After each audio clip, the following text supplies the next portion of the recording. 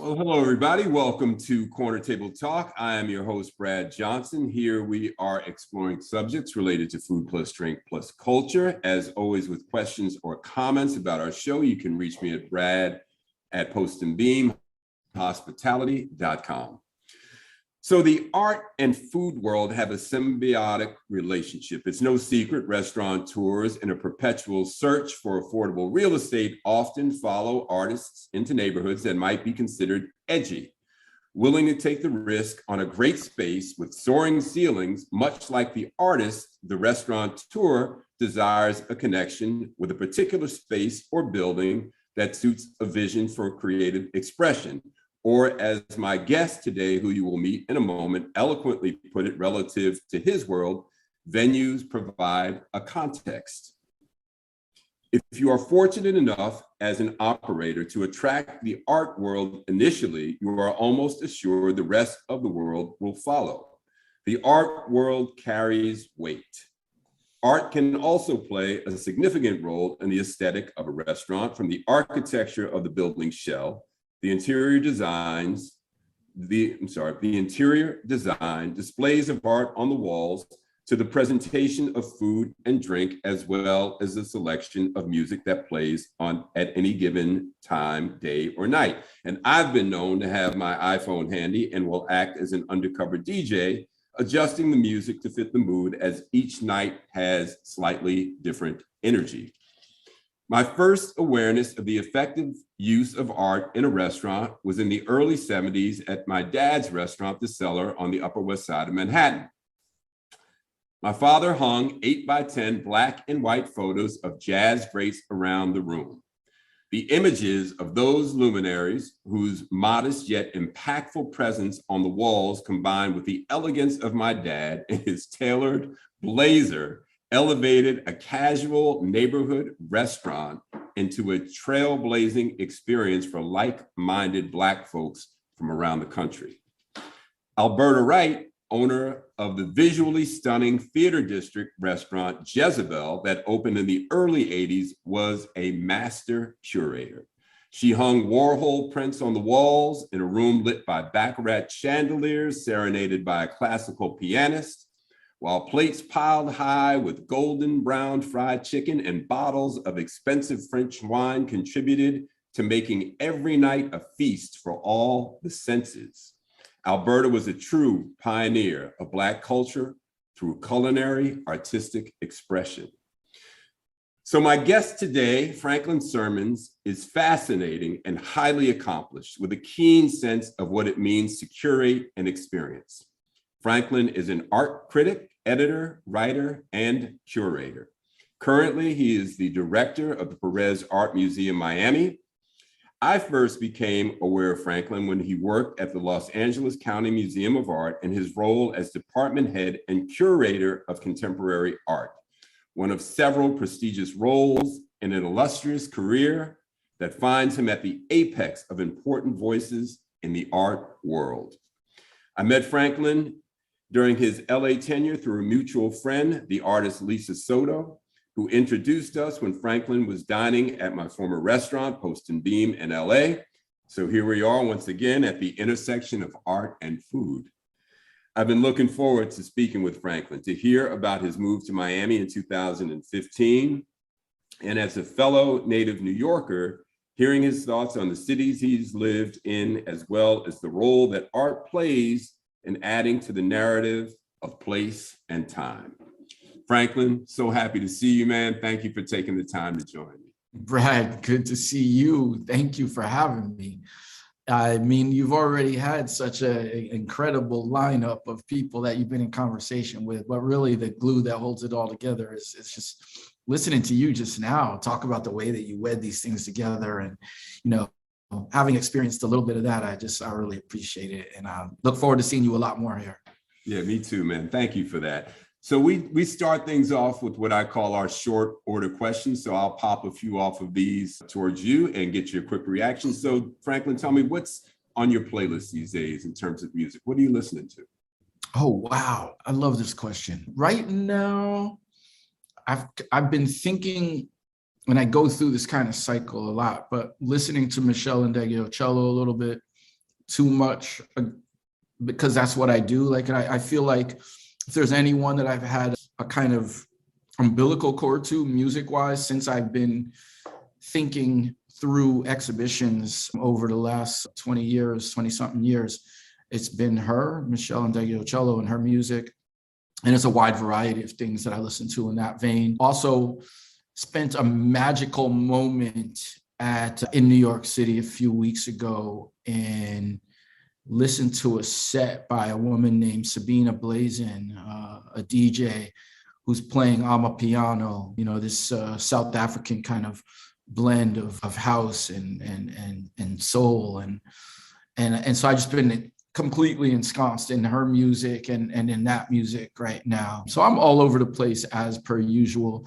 And then on a day like today, when I came in really early, I needed a dose of some Gangstar just to prepare for the day. So it's a wide variety. That is a wide variety. That Plantation Lullabies album of Ndegeocello, man. I listen, that's on my regular rotation, man. Yep. Can't stay away from that. So tell me, speaking of mornings, what's your morning beverage? I have a little Nespresso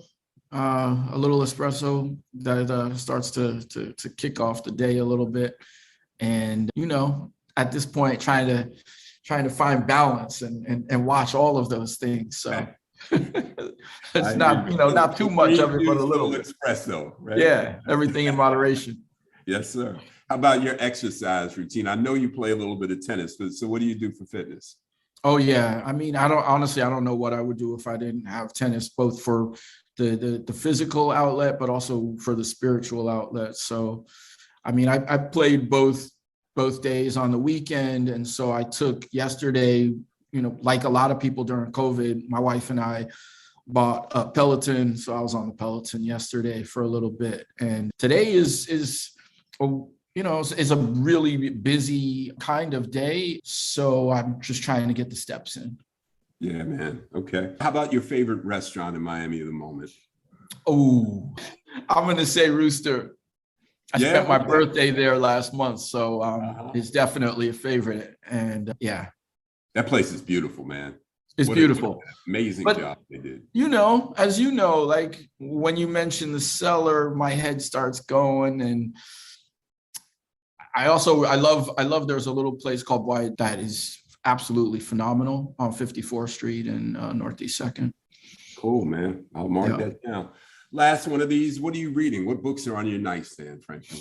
Oh, I'm reading the new Joan Didion book of nonfiction that has a big foreword by Hilton Als. So that's what I've been reading. Nice. All right, so let's jump in. So I want to say I recently visited the Perez, and man, what a beautiful building. Expansive outdoor space, great restaurant. I had lunch there. The food was fantastic. I had a Cobb salad. I loved your Cobb salad. Good. Outside view of the bay, the causeway, boats passing. I mean, what an amazing environment. And I met Fawn Johnston, who she works in guest services. Man, you couldn't have found anybody better to do that than her. And she couldn't have been nicer. I mean, shout out to Fawn. She gave me a copy of the Allied with Power good from the exhibit that you just had.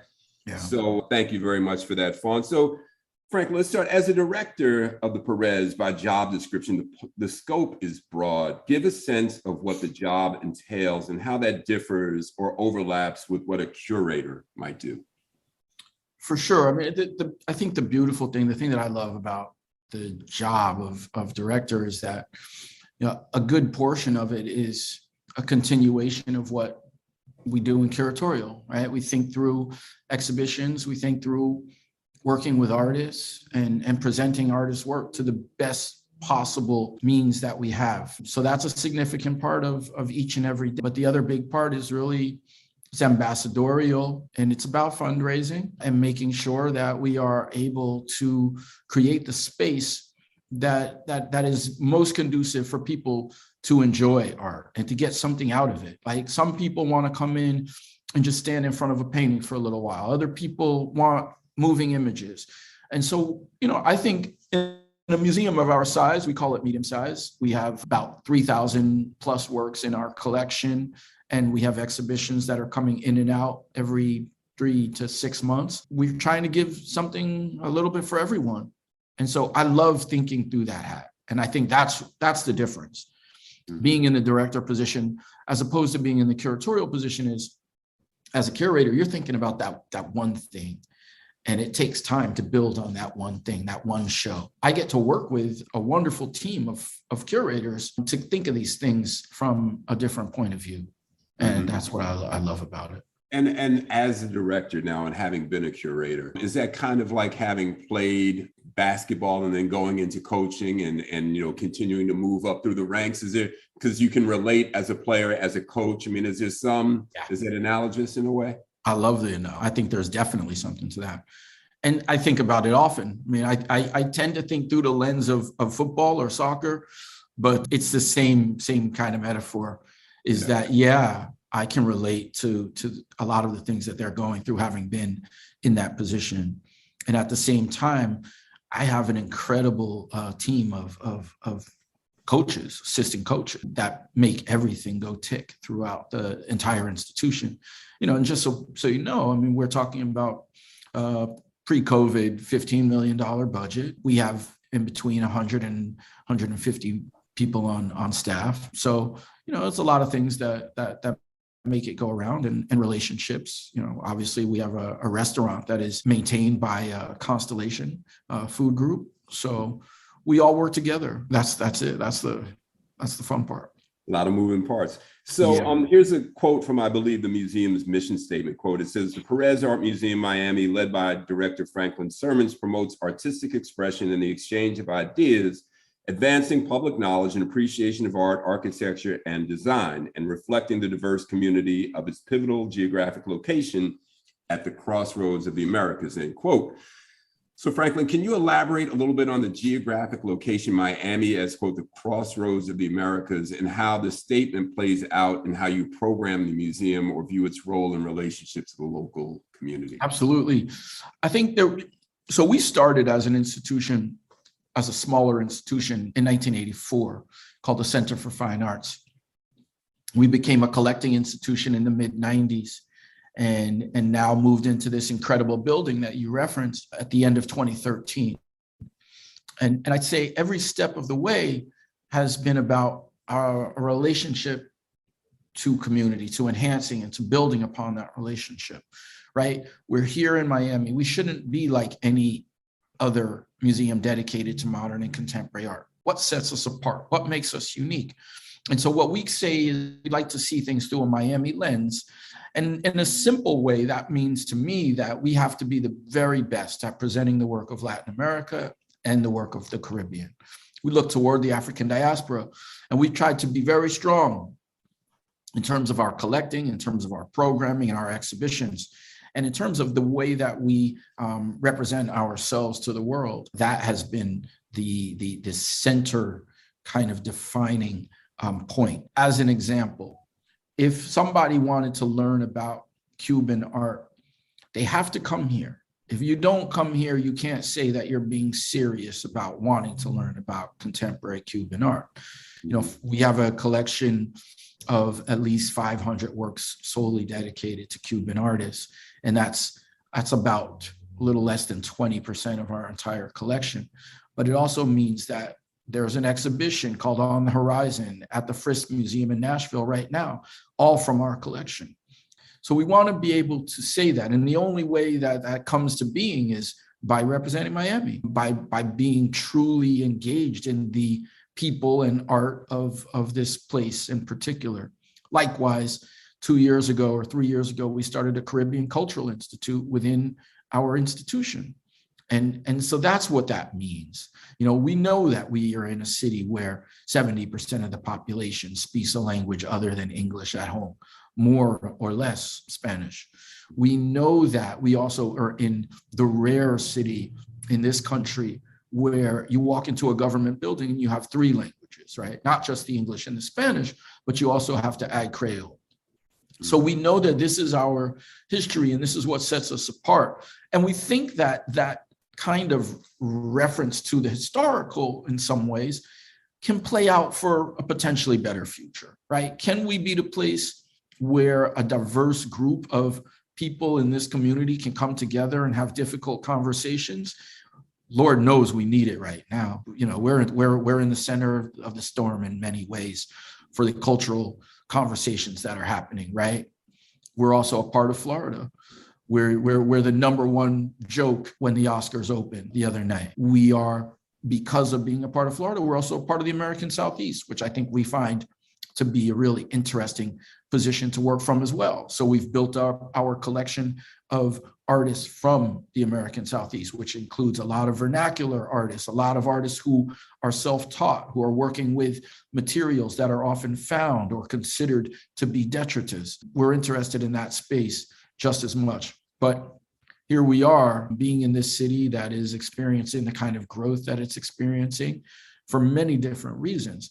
But I think it's pretty easy to see Miami as a center of the crossroads and of our institution trying to be a helpful position within that conversation.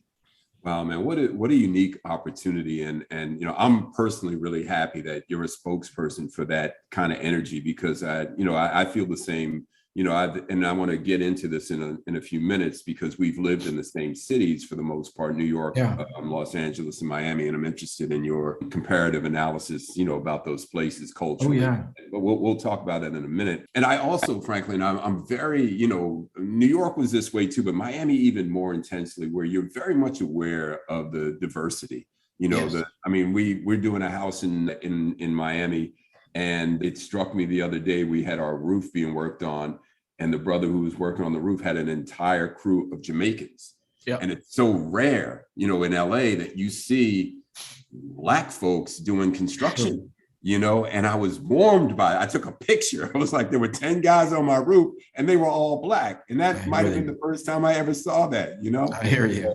And Miami is just unique that way. And you go from that to Little Haiti to the Cuban experience. I'm really feeling that. So we'll touch on that in a minute. So Art Basel, can you talk a little bit about Art Basel and offer some context about the impact on Miami, given the prominence of the festival on the world stage? And then I read an article, I don't know if you saw that article in the New York Times yesterday, which was Sunday rather, which was a little bit critical of Art Basel and its decadence, and how that runs counter to the narrative that the art world knows is important in terms of how we need to preserve the planet. So anyway, elaborate on Art Basel, if you would. Art Basel happened first in 2002 in the real way, but it really began in 2001. And I think they paused in 2001, but a lot of other quote unquote satellite art fairs happened nonetheless. And so we're talking about now, in more than 20 years of this incredible event coming to Miami every single year at the beginning of December, and sort of kicking off a conversation for many people about how art can play a role in their life. That's the thing that excites me the most about Art Basel, right? When we talk about Art Basel, we can say it's the fair, the one in the convention center, but it's much bigger than that. It's all of the activity that happens around us. It's things that happen in hotels. It's the economic impact is incredible for our city and for our county. And so to me, it's a celebration of art unlike any other in this country, that it happens to come out of commerce and not a conceptual exhibition is, I think, the part where some people are questioning, its full value. But I'm a fan. I've been coming since 2001. I feel like it also is an opportunity for us to share what we do on an everyday basis with a wider world. And as much as we are concerned with the local and the community that we are a part of, we also are dedicated to an international and global conversation. So we welcome, when all of those people come to town from all over the place.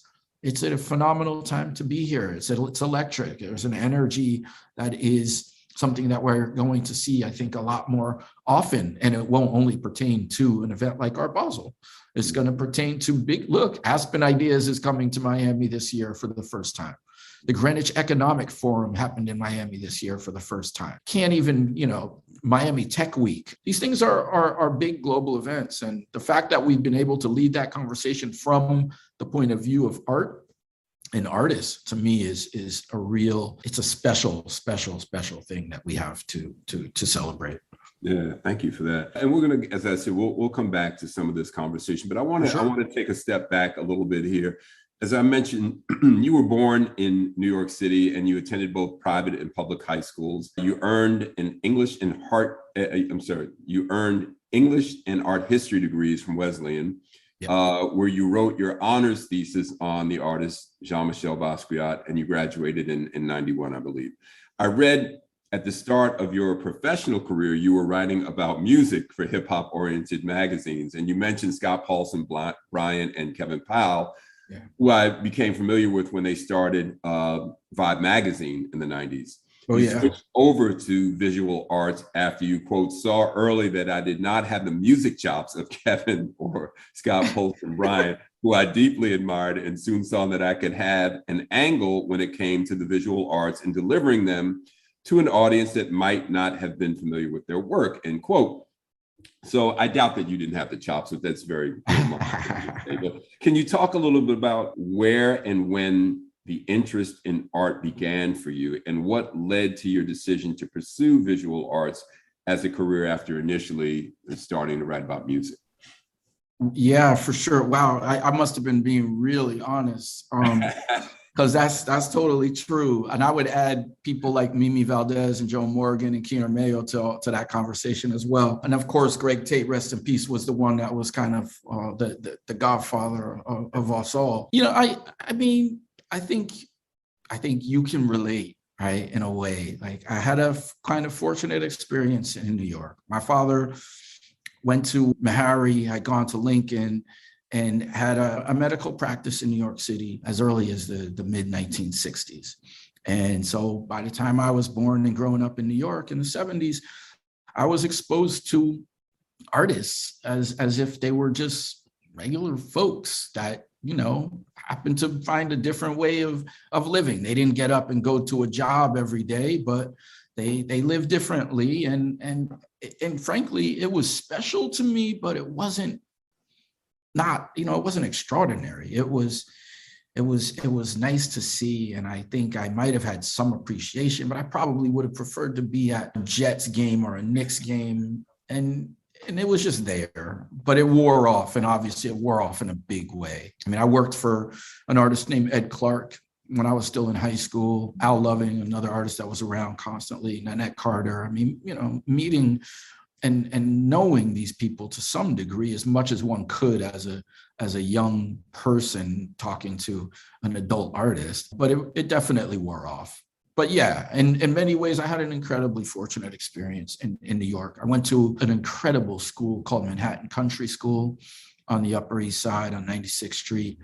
And that place was just crazy, super special. You know, it was one of those weird things that can happen in New York City at that point in time, where you had this coalition. I think it was a very much a Black Jewish coalition that built this school in the name of Dr. Martin Luther King, and wanted to see kids exposed to things that they weren't going to be.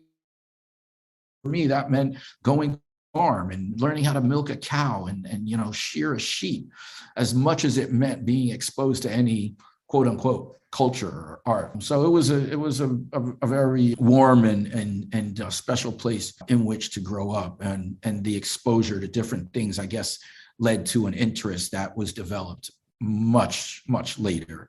I can pinpoint it, actually. Being exposed to artists from my father, I always felt like, okay, so your relationship to abstraction is kind of like my relationship to hip hop, right? Or you could even say relationship to abstraction and jazz versus, say, a more realist kind of expressionist painting and hip hop music. That was what related to me. 1985, I saw the cover of the New York Times Magazine with Jean-Michel Basquiat on the cover, and it was like, oh, so this is what art is like in the moment, as opposed to something that had a little bit more of a historical touch to it. And that kind of, in a cliche way, set me off in many ways. I would say. Well, let's stay there for a minute then. And as you mentioned, in the 80s and 90s, as hip hop was becoming the dominant musical force, the art world witnessed the rise and untimely death of Jean-Michel at, I think, 28 years old in 1988, and whose work in 2017 sold for $110 million, I think, at auction, and became one of the 10 most expensive artworks of all time. Yeah. In preparing, Franklin, for our conversation, I watched some video footage of Basquiat. One of the videos was about 30 minutes long. You've probably seen this many times. And it took place at his Crosby Street studio in 1983. Mm-hmm. And man, he speaks in thoughtful but halting sentences. He's mischievous, playful, serious, skeptical, wary, and insanely insightful, You can't take your eyes off of him. I mean, like, charismatic, off the charts. Yep. So how did you first become, you mentioned the New York Times piece, but how did you first become aware of Jean-Michel, and what makes his art, if you can define it in a way, what makes his art so unique? And you talk about how rare a talent and an individual that he was. Yeah, well, he summed up like hundreds of years of art history in like a minute. I mean, basically, he made like 1,000 paintings in the course of 8-9 years. And the relationship to Greek mythology, African history, histories of colonialism, histories of anatomy. I mean, it's literally, he was trying to do absolutely everything. And he synthesized so much that I think that's why we all find it still so resonant and so important today. Even if we were just to look through the lens of, say, hip hop, right? An artist who worked with text, an artist who was aware of the kind of rhythmic power of simply you reading words, right? Making poems on street and then putting them on canvas and then putting them together with images and symbols. I mean, who can't relate to the crown? Why does every hip hop artist even now want to wear that crown? And it has that kind of resonance. The impact that he made in terms of somebody who was astutely aware of all of the art history that came before it, to the point where he knew, I was always going to advance on that. I always want to make something stronger. I always want to make something that makes people think differently. And he did it in different parallels, right? There's a big, huge painting that's coming up for auction in a couple of weeks. And it might be the highest selling auction record ever. I think it already is at 110. But it's a piece that has no text, which to me is like, okay, that's one way to experience the work. I can just paint, like do a figure like this, and you love it.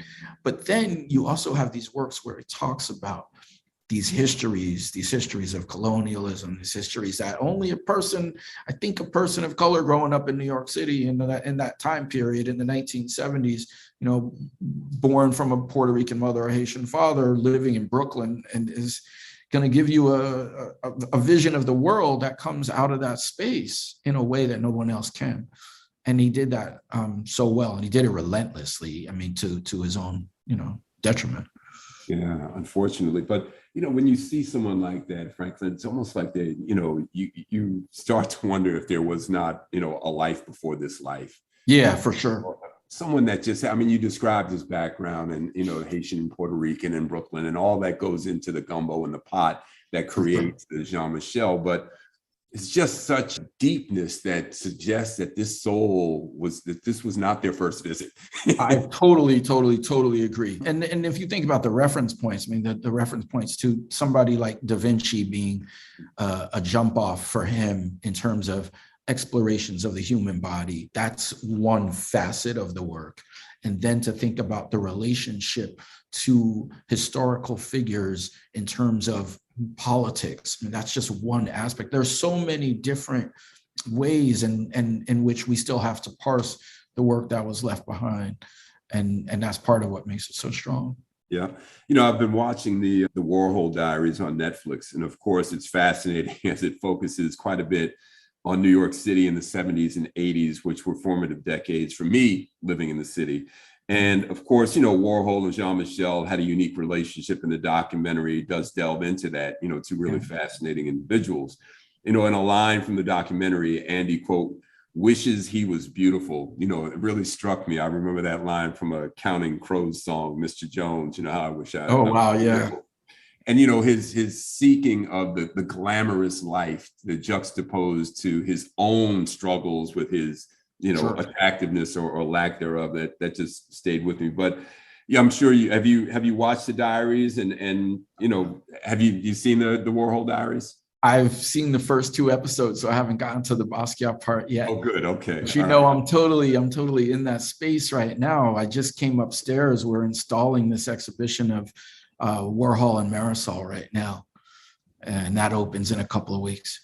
I can't wait to see that, man. But I'm curious about your thoughts on how culture was shifting in the 80s, particularly in New York.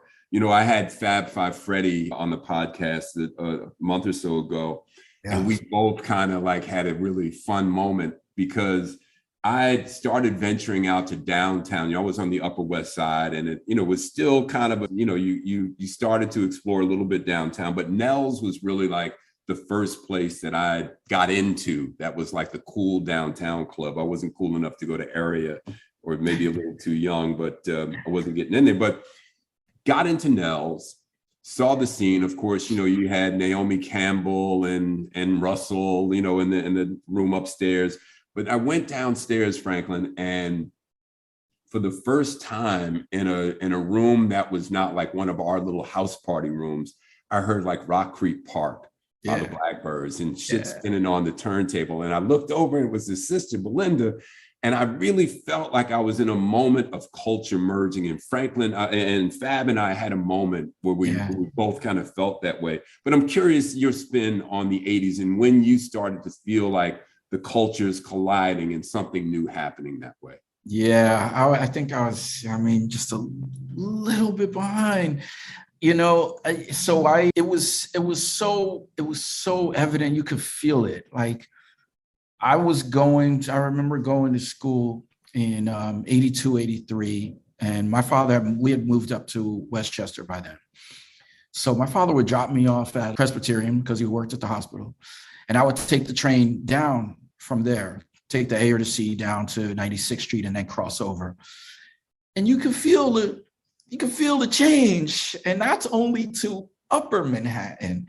And then for us, it was like adding Astor Place and adding downtown to the conversation, that there was something live wire that was going all the way through these cultural kind of territories, and a sense of synergy and a sense of mix, a sense of diversity that perhaps had not already existed. So yeah, it was in that moment of the mid 80s. I also happened to, go to school with some really interesting performers who were making their mark at that time, which was, first off, DJ Stretch Armstrong was my 8th grade classmate and taught me so much about listening to music in that moment, everything from Duran Duran to The Clash to, Grandmaster Flash. And then moving to Westchester and being there with Brand Nubian and being there with Grand Poobah and, Pete Rock and CL Smooth and Diddy doing things. So it was that moment, I think, of coming together that is a part of what at least I've tried to think through in terms of exhibitions. The first show I did was a show with Lydia Yee at the Bronx Museum called One Planet Under a Groove, Contemporary Art and Hip Hop. And it was specifically meant to say that this is a space where we all come together, we speak the same language, we appreciate each other and similar aspects of living. And that was the goal of the exhibition, was to reflect that kind of moment. And yeah, it's just a special place to think about. Yeah, man. And you're very kind. You are a few years behind me, so we can acknowledge that. We're not cool enough to get in. I know. It's funny, man. I was standing outside of Nell's, and I was working with Nick Ashford and Valerie Simpson. They had opened a place called 2020. on 20th Street, and a male model had come in there, a guy named John Enos. I'd hired the Ohio Players for a weekend, and John came in, white guy, very popular male model. And he and I, I was fascinated that he thought the Ohio Players were cool. So we met that night. So a few nights later, I'm standing, on the other side of the velvet rope at Nell's, trying to figure out how I'm going to get in. And John Enos walks up behind me, and I end up going in with him, and that started a friendship with us. But it gave me entry into that world that I didn't know before, and has kind of really altered my perspective about life and really enriched me in ways that I probably shouldn't even try to articulate. Yeah, that's what it's all about. It's like, the Lisa Soto connection is also a huge thing in that conversation. My mother was also my stepmother was an entertainment lawyer. So, I remember one night at Nell's, actually, my boy Rob and I we're having an issue at the Velvet Rope, and Johnny Kemp, for some odd reason, pulled us into his little cohort. I have no idea why. But yeah, it was special like that. I love that, man. Johnny Kemp was a cellar regular at my dad's spot. That was he was our regular guy. Funny you would mention Johnny. So I'm curious, man, just on Basquiat back for a minute. Sure. So his work that I was speaking of earlier, I believe was called Untitled, that sold in 1984 for about $19,000, and then an astonishing 110 million in 2017. What happened in the art world, Franklin, that would cause such a work of art to just rise so astronomically? I think there's two things. One of those things is in the art world, is that players have changed, not enough yet, but players have changed, right? You have the reference points to what Thelma Golden has done at Studio Museum in Harlem, or what Lowry Sims has done at the Metropolitan Museum of Art. And I'm not even going to go into the younger folks of now, but the scope of connoisseurship, the scope of scholarship, and really rigorous kind of formal examination of art and artists over time has changed a little bit, and has opened up that conversation around Basquiat that should have been bigger when he was alive. So that has happened. The other thing is that the special thing that happens, and why we see those numbers, is that didn't matter in some ways because Basquiat lives outside of those circles, right? It's way bigger than that, right? You see Basquiat on Uniqlo, you see Basquiat on brands, you see Basquiat, and he's discussed from the point of view of celebrity, from the point of view of musical performers, from the point of view of architects, designers, restaurateurs. Everybody has a reference point to Basquiat that they feel is their own chord to that creativity. And thus the conversation is so much bigger than an art historical conversation. I think that's one of the biggest reasons why that conversation has changed so drastically. And the other thing is, as some curators who were in positions of power at that time have admitted, they just couldn't see it, right? And they couldn't see it because they didn't know where it came from and what it was about. If you don't know anything about African art, and you don't know anything about vernacular art in the American Southeast, and you don't know anything about more of a mix of culture, then you have no way to really see the work. You're only seeing like a piece of it. And so I think that a lot of people have managed to catch up on that conversation. Yeah.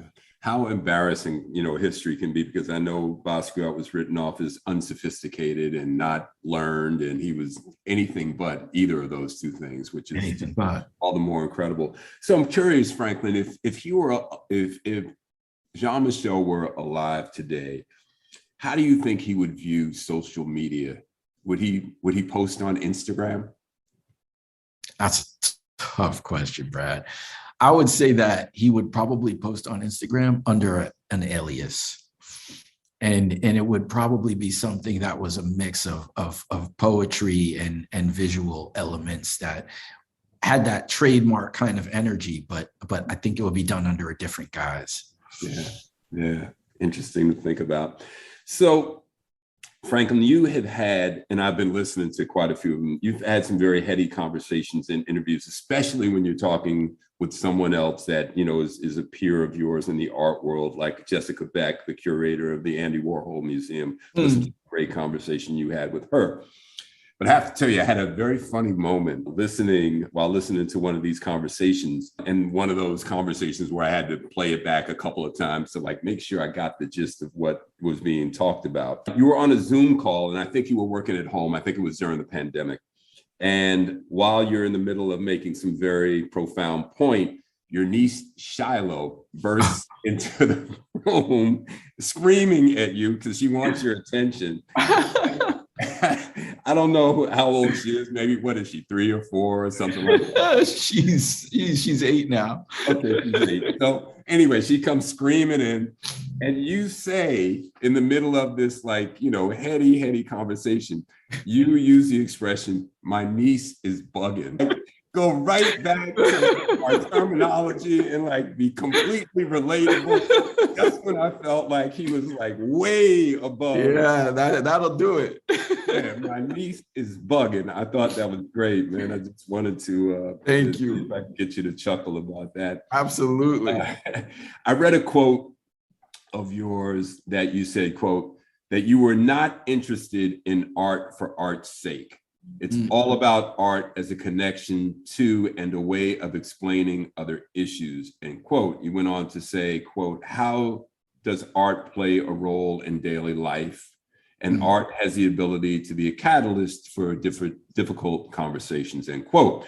So can you speak generally about how you think art as a means to address issues, and speak about a few of your curated exhibits or the museum events generally that provide you an opportunity to highlight broader issues, you know, art as a catalyst for difficult conversations? Oh, for sure. You know, I think part of it stems from an idea of that, yes, we can appreciate moments in which we think about art for art's sake, right? Like, I used to go to the Met and sit in front of those water lilies by Monet, right? And I don't know what, you know, beyond being in that room and in that moment and just taking it in, I'm not sure what else it's doing for the world. But I say that as much to say that I believe in this world right now that we live in, that art is that one place where we can come together over things that we find disagreeable, that we find hard to get around, that we find difficult to have conversations about. And so that has been something that has been constant exploration, you know, from the hip hop show, where you probably had a lot of people, especially in that moment, you know, hip hop is bad. Like, it's about bad lyrics, and it's not good for kids, and you got to put parental advisories on it. So part of that show was about exploring the complexity of what it is we call hip hop, that to some people was just rap and had nothing to do with this incredible flowering of dance, this incredible flowering of aerosol art, all of these different elements. And so that was one way of addressing that and thinking through that. One of the things or a recent exhibition that we had on view was an exhibition of work by a Colombian artist named Beatriz Gonzalez. And Beatriz is an atrocity in many ways, and like, for real, historical atrocities that happened in our lifetimes not so long ago, about the ways in which people did not see each other and thus felt that they could violate and hurt others. And of course, as human beings, you know, we go through these cycles. We're in a terrible cycle now. And if we think about Ukraine and the relationship to Russia, this idea of people not wanting to understand each other a little bit better. So we try to use exhibitions like that, or Doris Salcedo, who actually is also Colombian, but comes at it from a much subtler, more abstract kind of nuanced view, is that we can find beauty in objects, right? We can use them for that art for art's sake element. But if we spend a little bit more time, there's something beneath the surface. There's something more to talk about. And those are just a couple examples. For me, the most relevant one that comes to mind right now, especially in the wake of COVID, in the wake of the killing of George Floyd, Breonna, and on and on and on, is a work by Arthur Jafa. It's a video installation that we had up at the museum where we actually had kids and police officers, Miami-Dade County police officers, come in and look at the work together and talk about it. Now, what this work is it's a 7-minute, not diatribe, but a video installation of clips that go by really fast of the history of the ways in which Black folks in this country have been treated. And it's hard to look at times, but it also includes many images of jubilation, of joy. So it's a complicated piece that deserves to be looked at for a little bit of time. And when you bring together two different elements of people, you can see very clearly how my lived experience, although I may even look like you, my lived experience is not shared. And when I see a police officer do this, I don't think the way that you do.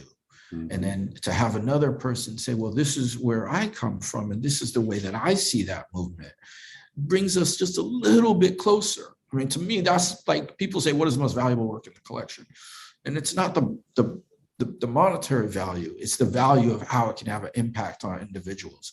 And that piece has had profound impact on kids, on police officers, on us, because we are watching people interact with this work. You see people in tears. So those are the kind of moments I think we live for and we strive for, but we always try to do that with a sense, always trying to provide a way out, a way to have a conversation without, turning to violence, for lack of a better word.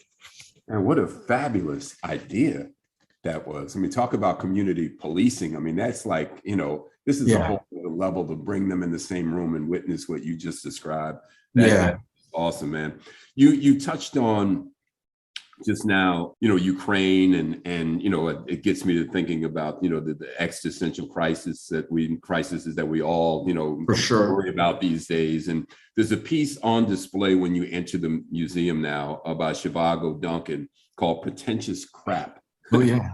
And it's this artist, in my opinion, this artist expression of what we may ultimately do to the planet. The description itself is haunting, and it reads, quote, "Serving as a critical allegory, the installation encapsulates challenges humankind faces because of pollution, overpopulation, and the unchecked extraction of natural resources. What is presented is an account of what may have happened is really a vision of what may yet be to come." So just curious, with the political discord, the pandemic, global warming, Ukraine, talk of nuclear weapons, World War III, all the news. I mean, is this inevitable, Franklin? I mean, is that what we're looking at? Like are we just going to melt into the earth here at some point?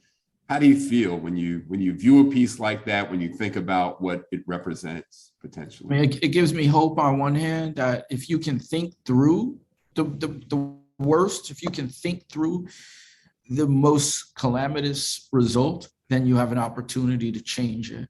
And so I think it's about artists pointing us in the right direction in which to confront the things that we don't, value enough or see as important enough to change in the here and now.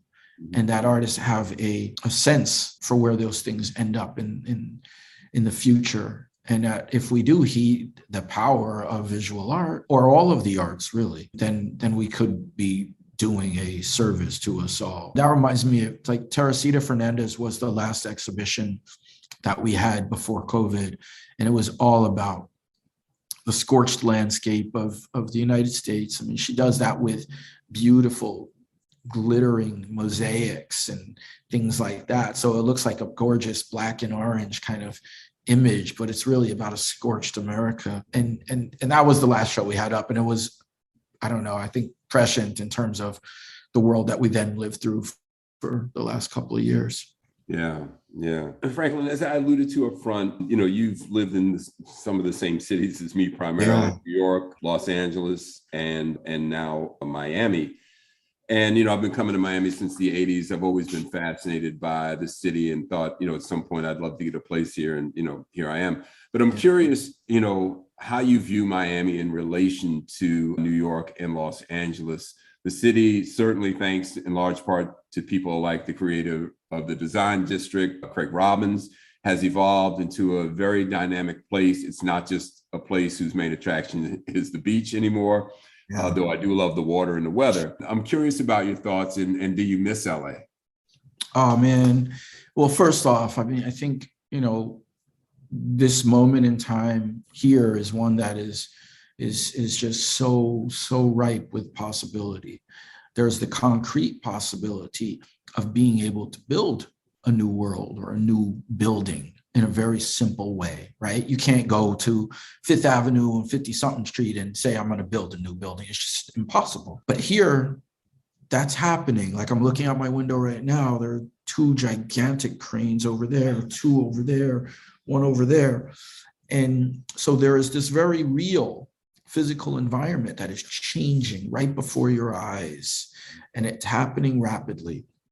Then there is the possibility for us to potentially create a space in which people live together better, right? We've been tested in the past. I mean, one of the things I find interesting about our short history as a museum is that we were born out of the early 80s, a time when Time magazine called Miami Paradise Lost. You had immigration, you had forced migrations happening, you had a displacement of Black people that has happened repeatedly in countless cities across this country. You had people who were not seeing eye to eye, people who didn't even speak the same language. And then on top of that, a little bit of a economy of drugs and violence that is a part of that past. And it was a crucial time in which for people to figure out a way to live together. And I think having lived through that aspect, we are in a position where we can do better in the present. And I think do better in ways that other cities have not been able to, because it is so prevalent. It's so in your face. Like you say, you can go through Little Haiti, you can go through Little Havana, and there is this possibility of trying to find a place in which all those people can come together, I think is what we find so much sustenance in. On top of that, you have a whole new population coming in constantly and kind of giving you all of the best merits of what a open society can be, one that is inviting and not trying to throw up walls and boundaries around people, but one that invites people to the table. So it just feels like that's the thing that excites me the most. Like I also used to come through here. We would visit people, friends and family in the Caribbean, and to see the way that the city has changed is, I think, where we want to be right now, and gives us the chance to create a different future. So I think that's what's so exciting about this place. And it's not, everywhere has its merits, but I don't think you feel it the same way in the same concentration as you might in other places. Yeah, that's interesting that you point that out, because in heading to the museum, and my friend and I, Connie Napier, who's lived in Miami for 30 years, we both were just marveling at the cranes and the construction that's going on. And what you talk about, the new energy that's coming into the city, man, is really vibrant and exciting. And I love your description of it. So just a couple of more things before it also just reminds me of the value of like people talk about why diversity, or why should you be inclusive? And it's just like, it makes everything better. It's like, it's so obvious. I love Rooster in Harlem, but I also really love Rooster here because it takes a little bit of here, a little bit of Haiti, a little bit of, a little bit of something else in that mix, and it changes it around. And I think there's something really valuable in that. And that's what excites me. Like, our staff is coming from many different places. And that's what makes it so interesting, that because people have ideas because they see things a little bit differently. little bit different lived experience. And when you put it all together, it makes for something, I think, more powerful than if everybody came from the same place and thought the same way. Yeah, I would agree with you there, and I do see kind of a difference between LA and Miami in that way, and I love Los Angeles, so nothing disparaging about LA, but I do feel a certain vitality to Miami, and that obviously we have the Florida issue. You mentioned being the brunt of the joke up front, at the Oscars, and I'm very aware of that as I explain why I'm spending time in Miami to my Los Angeles friends and New York friends. But when you have to be on the ground here to really get a sense of that energy that is kind of coalescing around the city in a very interesting way, and I'm so glad that you are here to lead in some ways that vision. So last couple of things here. I have to admit, Franklin, that there was a time I did not pay as close attention to the art world as I do now. Yeah. A friend of mine had let me stay in his New York City apartment years ago. It was on a very high floor and had an amazing view of the Hudson River. He rightfully chastised me when I told him how phenomenal the view was, because I failed to notice or mention the Charles White work that he had on the walls. I was embarrassed that these magnificent works of art were something that I could possibly miss. So you've spoken about broadening the appeal of the museum experience to younger people and those who haven't necessarily grown up with having had museums as regular experience. How do you grow and engage a younger audience who have so much competing for their attention these days? Yeah, it's we're trying to just ask the question of them. What do you want to see?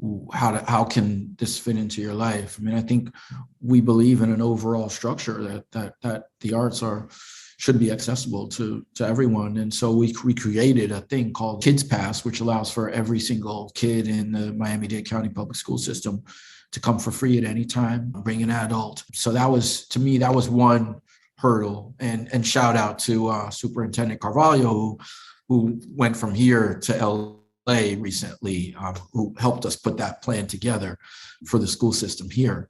But to me, that's the thing, is what do people want to see? So we know there's enough data, there's enough anecdotal evidence to suggest that there's a generation younger than ours that has a relationship to screens and visuality that is quite different. And to acknowledge that is one thing.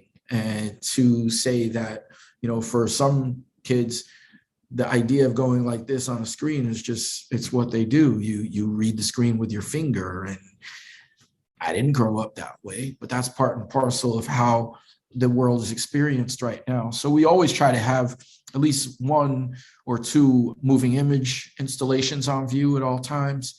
One of them right now is actually also can be experienced on the weekend with the new Oculus headsets. I did that.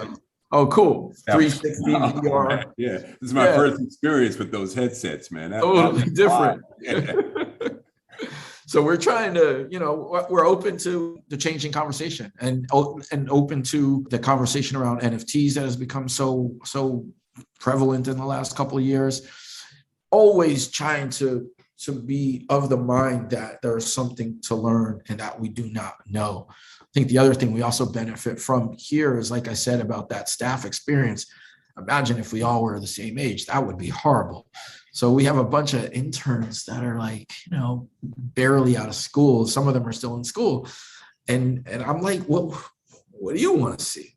Mm-hmm. And so they're helping to guide that conversation. So I think that's also the beauty of diversity in effect. Yeah, that's super cool, man. On that note, Franklin, I recently read an article about the Baltimore Museum of Art having their guards act as curators, part of a national reckoning by museums striving for diversity and inclusiveness and looking for original ways to bring a range of voices to interpret the art. And initially that seemed kind of counterintuitive to me, but the guards were up to it, man. They were, worthy and really stepped up. And I'm just, you kind of alluded to that with some of your young staffers, but might we see your guards and some of the folks at the museum have some say in what artwork starts to be displayed there? Absolutely. I mean, that's a brilliant move. I mean, we've had informal conversations and taking opinions into account, but to just let the reins go is also, I think, a really good way to explore what we can be and what we can be to other people. There's one group we have, which is on the youth side, which is called the PAM Teen Arts Council. And so they've been doing curatorial tours through the galleries. And it's an incredible, like they're an incredible group of just kids who are in high school who have expressed some interest in art in their life. And they're the ones that are telling the stories, and they're, Instagram takeovers and stuff like that. So we gotta keep open. And I think the guard question is awesome. Yeah, I thought that was cool. All right, so last one, I want to close on something that you said and just get you to comment on it on the other side. So you said, quote, and this is referencing the Allied with Power exhibit that recently wrapped. You said, quote, it's a timely effort. It's one that relates to some issues that are at times difficult and complex, issues that artists deal with in a tremendous amount of nuance, which is what makes it so good in a way, right? Mm-hmm. And then you also go on to say, quote, but it also is a show about the vitality of life, about the joy of color, about the idea of living in a space of wellness, end quote. Mm-hmm. I mean, that's a really worthy cause, the idea or goal of living, quote, in a space of wellness. You strike me as an optimist. Is that space attainable, Franklin? I have to think optimistically. And I believe that space is attainable. Absolutely. 100%. I mean, the fun thing about having that show up, and to have that show up during the renewed emphasis on civil rights, the renewed emphasis on Black Lives Matter, was that it was 30 some odd artists and 50 something works from the diaspora, from the African diaspora. So it wasn't only about, what's happening to you here and now, which I think is the best hallmark result of some of those conversations in the last couple of years, is that we recognize the community that is a global community, and that we recognize the intersectionality of all of us across the planet. And so not every story is the same. There were tough images in that exhibition, but I think the majority of those images were about really trying to figure out a way to live well. And everybody wants to do that. And I think that is, that kind of brings us back to, what does art do for you? And sometimes it doesn't have to be a remarkable learning experience, but how does it just be a part of your life? And again, a life well lived includes some sort of appreciation for arts and culture. So I think that's what I was trying to allude to with that. There's a little bit of abstraction, there's a little bit of representation, there's photographic work, there's painting, there's, whatever you can imagine in a way. And I think that's one of the things that we want kids to walk away from the experience, not just kids, but everyone, from the experience that if I see one thing, I can do something to it to see it differently. Wow. Franklin Sirmans, I'm looking forward to following you wherever you take us, man. Oh, man. Thank you, Brad. Today, man. It really was great to see you and great to talk to you. Really good to see you, man. And looking good as always. And look forward to seeing you in person. But thank you for doing this. I really appreciate it. Same here, man. Thank you.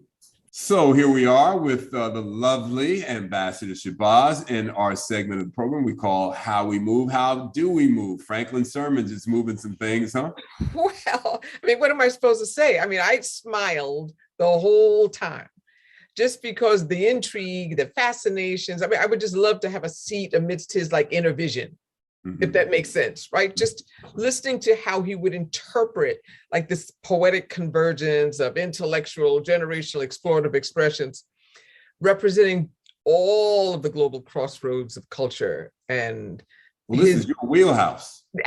I think that's why I was I was cheesing. My face, my cheeks are hurting because I got to hear it from someone who is really who lives it and is fulfilled by it and is moved to make sure it's translated in ways and accessible for others, and just the fascinations. I loved his humor, his wit, and his lens. Mm-hmm. I think about, when you think about museum experiences, their field trips and all of those things. But my dad courted my mom for a year before he proposed. And most of that time was spent in museums. I mean, that was what their dates were, museums and libraries. And I remember my mother came to visit me in LA, and I said, Mommy, we have an exhibition that's on something or other. She goes, I have been to my share. Well, she had been through it. She's steeped in it. She's of it. She knows the oratories, and she was coming to LA from New York wanting to put her feet up. But it's the same thing that she provided for us. I mean, the house was filled with information, both parents, until my father was no longer with us, just the fascinations and our pastimes, of how we moved around and what we gleaned and understood. And you don't know that other people aren't learning and walking in the front door of an experience that may or may not be advertised to them, but just daring. And so listening to his orientation as a child and what was exposed to him in the schools, all of those things matter, right? If it's not from your house, it has to be in that school. If it's not in that school, who's that weekend coach? If it's not the weekend coach, who's in the neighborhood? All of those things really matter. And when he spoke towards the end about diversity is ideas. It's not just black, white. It's like ideas, exposures, and everything like that. All of that convergence, that union really does bring forth such unique birth of what you're saying is the awakening in Miami, for instance. Mm-hmm. Right? In our lifetime, Miami has had all kinds of signatures. Right. Yeah. When I, in researching, getting ready for today, I kept thinking about you because of how comparable, Franklin's pursuits and some of, his goals and objectives just sound like your life, bringing young people into, atmospheres and environments that they hadn't previously been exposed to, but also to the international kind of cross-section of culture that you just live with. I mean, people call you from all over the world, and you've got a little bit of foot in this culture, a foot in that culture. And Franklin obviously is very much in the center of that here in South Florida, in Miami. But I'm curious, with some of the work that you're doing in the school systems, how do you see what role a museum and someone like Franklin with some of his initiatives and programs, how does that play into what you might see as overlapping with what you do? Well, it's really interesting because a lot of people forsake or don't realize what's in arm's distance all the time. So for instance, a number of schools, both high school and university level, I've been speaking to, and some are trying to figure out how to find the funds to go abroad on an international delegation. And I said, abroad might just be outside of your zip code. And that's what we're curating right now, right? So we're not going to worry about who has a passport and who gets, who's not ready to do that, or the budgets that it takes. So right now we are curating, because I'm right here in the shallow South. That's what they call it, the shallow South in Louisville. Not quite the South. Yeah. It's like not the deep South. And that's either geographic or mindset, right? So I had to learn that, because some of them are very proud of being from the shallow South. And, makes them a little bit more progressive. But we right now are curating, and it'll surround in June before school is out, which also this year people are curious, how do they have programming around Juneteenth? I come from a state where Juneteenth was not part of our rearing. And you have all of America is trying to get a hold of this paid holiday. And how do we spend it? What's the significance? Should it just be a day off? Or are we going to teach during that time? And so we have a high school delegation of 20 coming out of Newark, and another coming at university in Los Angeles, coming both at different times, but both will overlap during that Juneteenth period. And in the region, I mean, there's so much that goes on in Louisville, Kentucky. So I am now charged to curate each one of their 5-day experiences. And yes, it will include permanent exhibits. such as at the Muhammad Ali Center, which has an amazing, extraordinary permanent exhibit. But then they have another one, a temporary one right now called Shining the Light. It's their annual photographic exhibit. This year it's called Women and the Weight of Water, and it focuses on the United Nations Sustainable Development Goal number 6, which is about clean water and sanitary and who it impacts, and there's diversity or lack thereof, there's equity and lack thereof in the context of water. So young people will understand something that's so basic and elemental, just like we know what happened or when I moved to Los Angeles in the 80s and someone said, how did you make this tea? I said, I got the bag from the club. No, where did you get the water? I said, from the sink. They said, oh no. Now from New York, you can drink the water. At least we used to be able to. I don't know. Yeah. Well, the thought for me in that context was like, you mean spending money on something we should have?